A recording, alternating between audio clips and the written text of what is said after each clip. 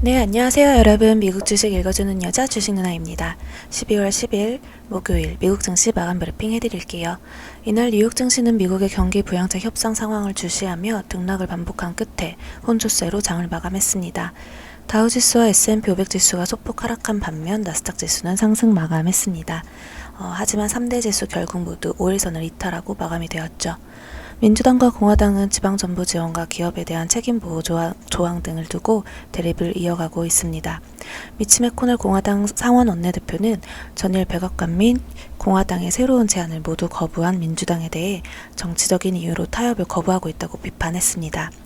미 하원은 전일 오는 11일 만료될 예정이던 예산안을 18일까지로 일주일 연장하는 법안을 가결했습니다.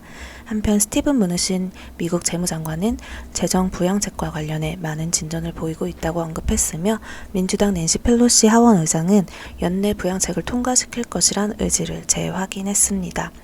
이날 발표된 고용지표가 부진한 점은 증시의 부담으로 작용이 되었는데요.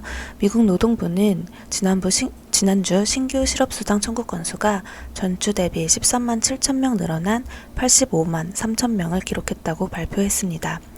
이는 시장 전망치보다 훨씬 많은 수치로 9월 이후 최고치이며 10월 이후 처음으로 80만 명을 넘어선 수치입니다.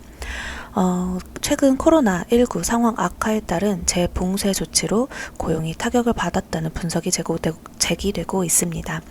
다만 물가 지표는 양호한 모습이었는데요.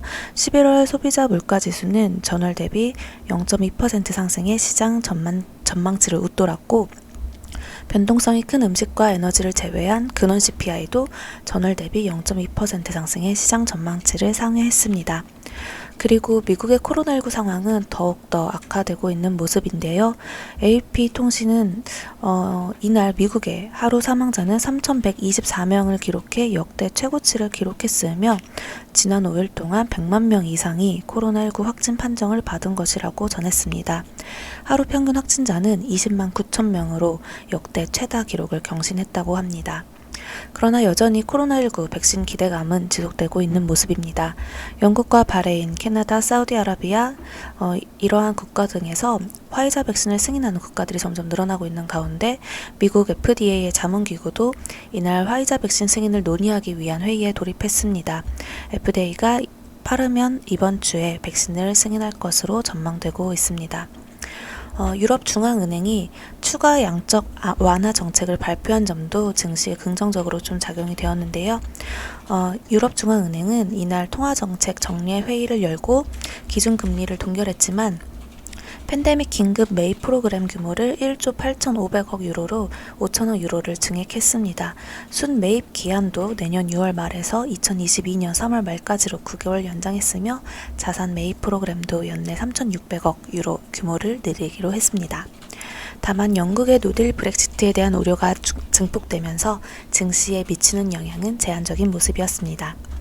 이날 국제유가는 코로나19 백신 낙관론 등에 의해서 상승 마감했죠.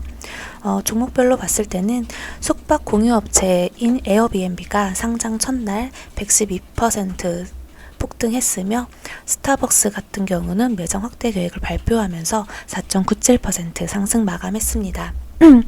테슬라는 지난 11월 중국 자동차 시장에서 테슬라의 판매량이 사상 최대치를 기록했다는 소식이 전해진 가운데 3.74% 상승했고 전일 상장 첫날 80% 넘게 폭등했던 도어 대신은 이날 차익 실현 매물 속 소폭 하락 마감했습니다.